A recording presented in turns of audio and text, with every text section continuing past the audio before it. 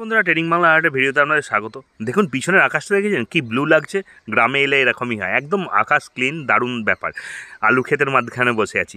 যাই হোক, দেখা যাক। আজকে এখন রিলায়েন্সের মান্থলি চার্টটা খুলে নিয়েছি। রিলায়েন্সের মান্থলি চার্টটা যদি একটু লক্ষ্য করেন তাহলে দেখবেন এই 2700 লেভেল থেকে এই 2100 লেভেল, এখান থেকে অনেক মান্থ ধরে এখানে নাচানাচি করছে, এখান থেকে হচ্ছেই না।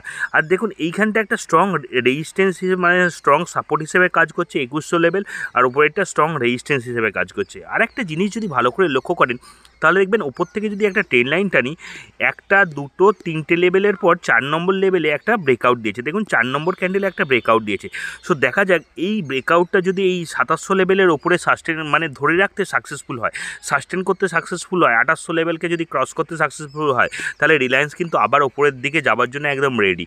যাই হোক, এটা তো কোনো বাই সেল কল না, ভিডিওটা just technical purpose, educational purpose. আপনাদের ভিডিওটা ভালো লাগলে লাইক, শেয়ার, সাবস্ক্রাইব করতে ভুলবেন না। ধন্যবাদ।